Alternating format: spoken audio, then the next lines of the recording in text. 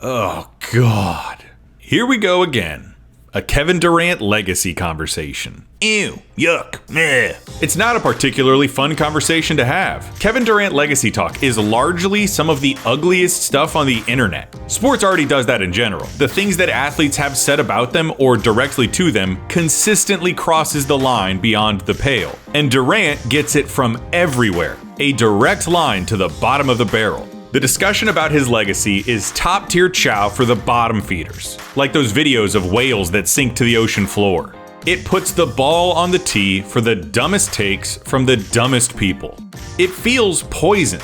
His accomplishments are astronomical. What he's done, what he does, and what he can do as a basketball player put him in select company. The biggest contention seems to be, as it has been for nearly a decade, the narrative. That's not to say that there aren't substantial missteps and shortcomings worthy of criticism. There are, and we'll get to them. But Kevin Durant's achievements exist within a truly bizarre career arc, a story that has yet to reach a consensus satisfaction. From small-town hero and aspiring rival to the king of basketball, to a turncoat and deck stacker, to a wanderer, floating from toxic environment to toxic environment. And now we happen upon what will likely be the final chapter in that saga. But that's all for us. For better or for worse, the narrative and the story are things that we, as viewers, make up. The basketball happens on the floor. One team wins, one team loses. What happens after that and what we make of it is really more about us and what we think and what we want. No athlete in my lifetime has ever made me question more what fair expectations of an athlete are, or spend more time reflecting on the nature of the relationships between athletes, fans, and media. The age-old question rears its head once again. What do we want? There's no easy answer. Do we want winning? Yeah, kind of, but not too much. Too much winning and you're hurting the sport. And you can't go stack the deck to make sure you win either. That's unfair. Do we want loyalty? Sort of. We say we do, but if you are loyal and you don't win, you'll never stop hearing about it for the rest of your life. So be loyal and win. But you have to stay loyal and win in a way that's emphatic. You can't leave the door open for people to question how much you had to do with the winning, or to give too much credit to the people around you. Too much of a good situation will be held against you too. Also, say the right things. Act a certain way. Be humble, but also confident. Be a team player, but also be assertive. Be a part of the group, but also be an alpha dog. Use your talents, but only in ways that we think are entertaining. On and on and on the list goes. The goalposts are ever changing. Is there even such a thing as a fair question that the audience could want an answer to? Yes, and we'll get to that. But it doesn't take long to realize that the audience doesn't really know what the hell they want. Nothing's ever really good enough. You can't please everyone, right? So could you blame an athlete for just not giving a fuck? No, you can't. And that's what Durant seems to do. Just not give a fuck. He seems to have opted out, either by conscious decision or simply by effect, of the traditional ways we evaluate greatness. I have those words in quotations because it feels kind of cringy to hold Durant to the standard of other all-time greats. Using the time-honored cliches to talk about him is a lost cause. Maybe it's because of the pure stupidity of most of the things that people say about him, but talking about his greatness either makes you sound like a butthurt whiner or a jock-riding glazer. Like no matter what you do, you enter a spectrum on which there are only two extremes. Like you care way more about it than he does. He's doing him. Who cares what the haters say, right? Well, Kevin Durant does. He cares what people think about him, which, by the way, is an incredibly human thing to care about. I would never go so far as to say that anything some dork on the internet has to say about Kevin Durant could ever ruin his day, but it's clear that he doesn't like it and is more than willing to respond.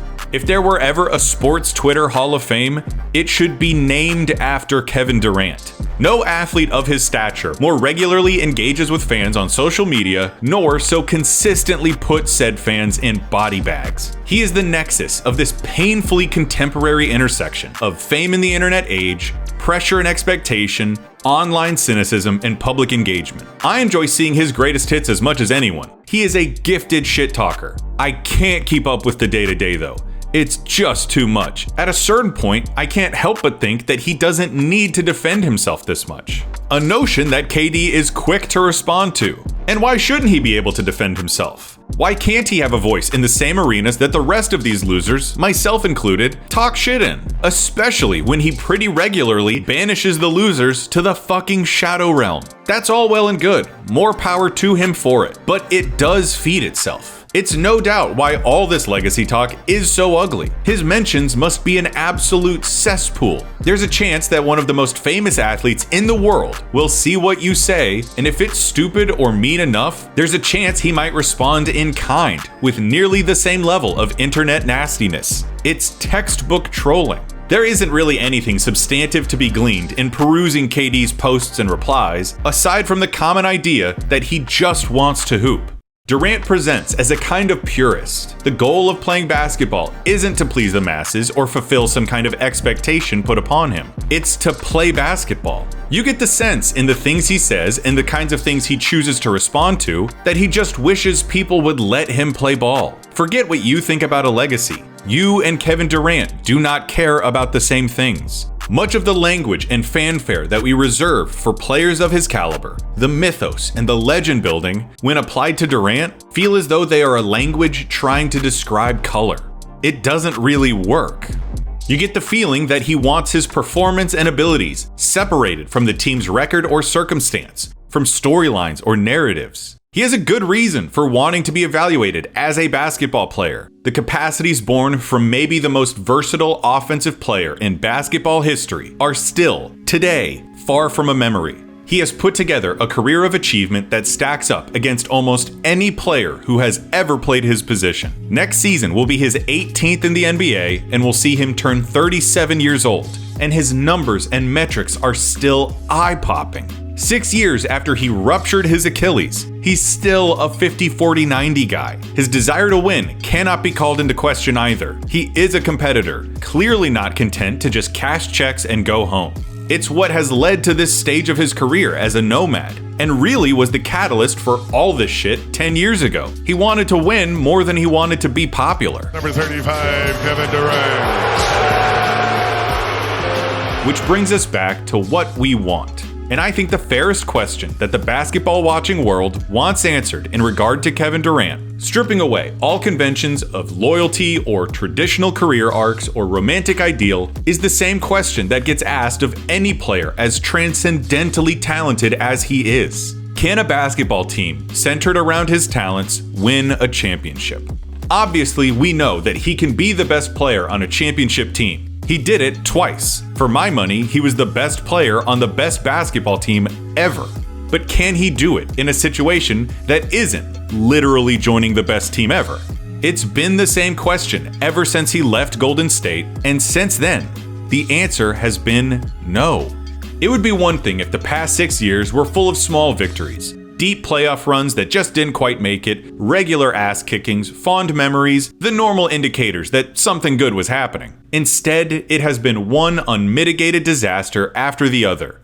Words like nightmare, disaster, and train wreck have been used to describe these teams. His time as the face of the Brooklyn Nets, fresh off his Warriors championship runs and that Achilles injury, is still the most dysfunctional, underwhelming super team of my life. And the Phoenix Suns just fielded the most expensive roster in basketball history so they could win 36 games. It would be its own video to litigate every bit of dysfunction of the past few years, because it's got everything. Coach killing, internal feuding, conspiracy theories, public scorn, backtracking, and estrangement, all permeated with a level of passive aggression that even LeBron would have to admire. And the through line for it all, in Brooklyn and in Phoenix, is Kevin Durant. We've already established that he has played fantastic basketball since his return from injury. When available, his on-the-court production is practically unimpeachable. It's all the shit off the court that's in question. In the era of player empowerment, he has evolved into, as much as anything else, a cautionary tale of a player with too much helm and too broken a compass. He has not gotten along with a coach since Scotty Brooks. A list of coaches, by the way, that includes Steve Kerr, Kenny Atkinson, Frank Vogel, Mike Budenholzer, and Steve Nash, the last of whom he handpicked. He has lobbied for players like Kyrie Irving, James Harden, and Bradley Beal to be his running mates, to exactly the kind of results you would expect. Upon his exit, both franchises found themselves in decidedly worse positions than they were in before he got there. It is not a stretch to think that both franchises would have been better off had they never brought him on board. I get the emphasis and the insistence on the on-the-court production, because a lot of the things that caught these teams up were situations that he either had little direct ability to correct, or were things that had little to do with basketball. Situations, though, that he had a hand in creating. We live in an age where players have more agency over their circumstance than ever before, should they choose to exercise it. And Durant has as much as anybody has. I'm sorry, that counts. I'm not going to hold it against him that he's not Sam Presti as a GM, but the results are what they are. Since leaving the Warriors, Kevin Durant's teams have been swept in first-round series as many times as they've won first-round series. We can sit here and talk about injuries and about how great that Nets team was offensively for that brief stretch when Kyrie hadn't gone completely insane and Harden was healthy. How KD was great for them, and had he been one shoe size smaller, they may well have won the title. But that's all we've got. A what-if playoff run that ended in the second round. While KD has proven to be a marvel of longevity and talent, unbelievably, his contemporaries have too, and experienced more team success. LeBron James, Steph Curry, and Chris Paul have all played in or won a championship since 2019, all while Durant just spins his wheels. One of the greatest players in the history of the game in unhappy environments of his own design, with nothing meaningful to show for it. Sorry, but I care about that. I am disappointed by it. That's part of what this all is. I hate to defend sports media or sports fans. Like I've said, we are garbage. But we care, sometimes, and about some things way too much. You have no idea how good Tim Duncan was! Oh my god! But that's why there are cameras at the games. Why there are reporters who follow every move. Why NBA players are the most well-compensated professional athletes in the world. Because a lot of people watch and talk about and are interested in the sport. They care. Kareem always resented it too. Jordan went to go play baseball to get away from it. There are ways out of the fishbowl, but it means stepping away from all of it. Whether it's a fair trade or not, Dennis Rodman was right. The money is not for the basketball. It's for all the other bullshit. It's an implicit part of the deal of being a professional athlete at the highest level and carrying the expectations requisite with all-time talent.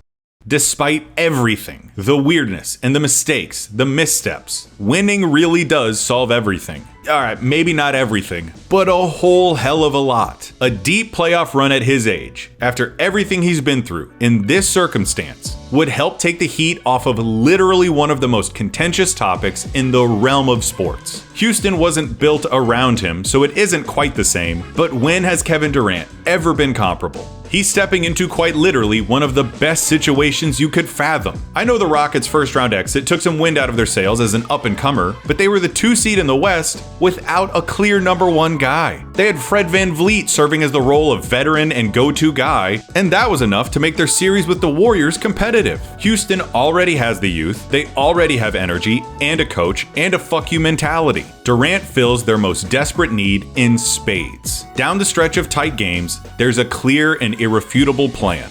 Let Kevin Durant hoop. He will make an immediate impact on their offense and should provide no drop-off in their defensive identity. The Rockets are ready to step into a space of title contenders that has exactly one known quantity in the OKC Thunder. To be clear, this is not some kind of redemption arc. He's here because the last 3 stops in his journey have ended in breakups that were capital M messy. But it's also not some coup that guarantees anything. There's enough unknowns that it won't be easy. Again though, those are just the narratives we make up and the stories we tell, trying to figure out what we want, right? Can he really do it? These next few years may be the last time the question gets asked of Kevin Durant. If it works out and he returns to the top of the mountain, hell, even if it's just one more honest run at the thing, that's an answer. And if, health permitting, it doesn't work out here, well, that's an answer too. I've been wondering for a long time, what do we want? But I've also wondered, naturally, not that it matters to anyone or in any way, what is it that I want? And honestly, I just want an answer. So we can all, maybe, just a little bit, shut the fuck up.